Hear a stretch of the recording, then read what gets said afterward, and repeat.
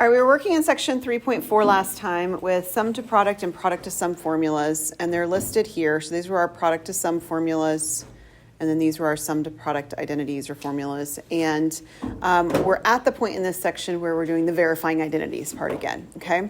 So we're at that's fun. 4, there's 2 slides for number 4. Okay, we're on the last couple of them with 4 and 5. Okay, so with verifying identities, as you've been well versed with this at this point, we tend to start on the more complicated side and try and simplify it. So very clearly, the more complicated side is the left-hand side on this one.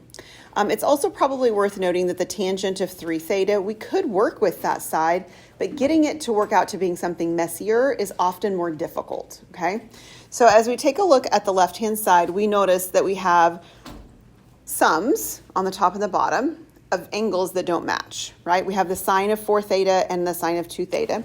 And if we switch back and flip back over to, let me see which slide it is now. It's our second set of slides, so it's that one. And we're looking for ones that have a sine and a sine added together. It's the top box, the one that's boxed in. And so the angles don't match, but that's okay, right? They don't have to match for these. So we add the 2 angles together, divide by 2. We subtract the 2 angles divided by 2. So it looks like the top identity. So we have negative 2. Sorry, not negative. There's no mark underneath it. A 2, excuse me. So we have 2 sine, the angles added, so that's 4 theta plus 2 theta over 2.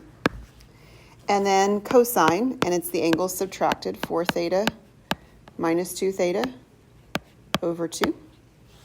And that's our numerator. Our denominator is cosines that are added. So that's the one right here. I've got a lot going on this slide. Let me delete the marks I've made. And we'll change the color.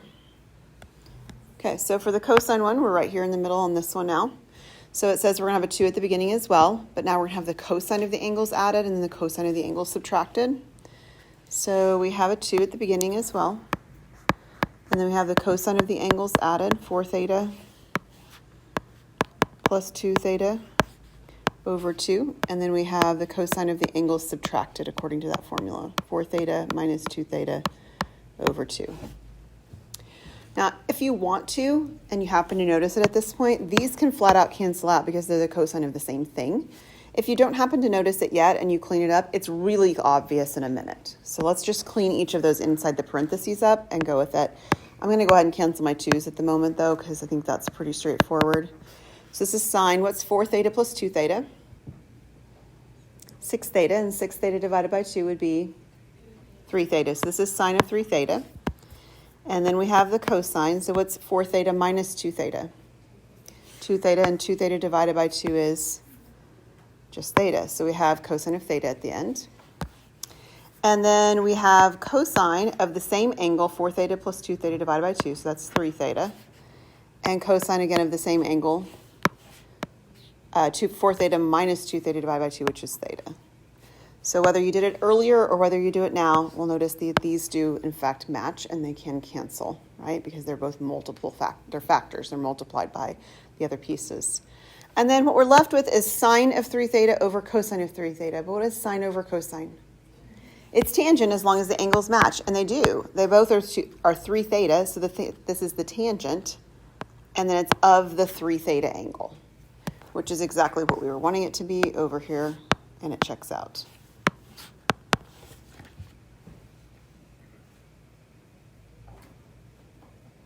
Can you see why it would be more difficult to do that with the tangent 3 theta and to separate things? Like, number one, it's not a double angle. We had formulas for double angles. We don't have a triple angle formula.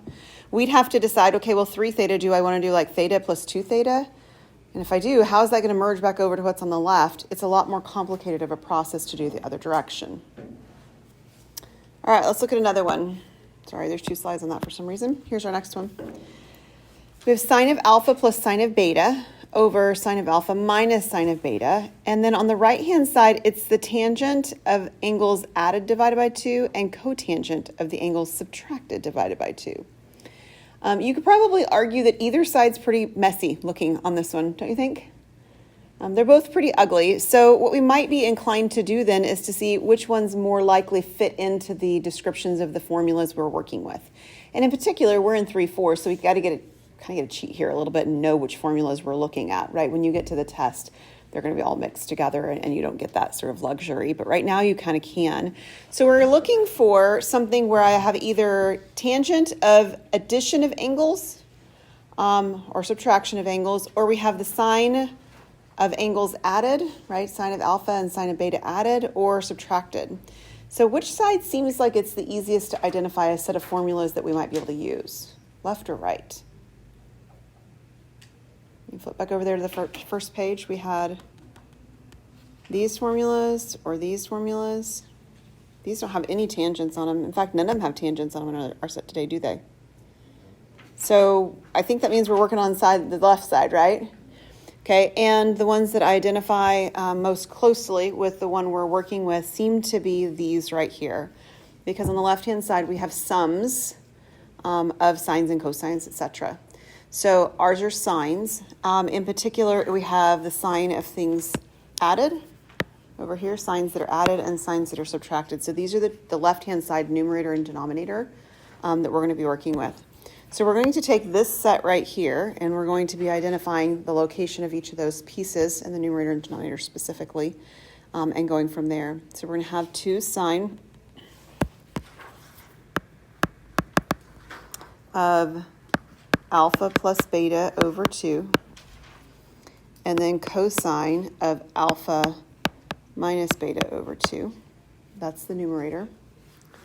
And the denominator from that slide said 2, and it was the cosine listed first of alpha plus beta over 2, and then the sine of alpha minus beta over 2. So that's reading it straight off of the other slide and putting them on there. Is that okay? Okay. What do you notice simplifies? You can cancel the 2's. So anytime you see portions of things that are going to go away, you might as well make them go away as soon as you notice them. It's really kind of a toss-up as you're looking at this, probably, at least from the get-go, to think, well, should I have the signs sort of, put at the beginning?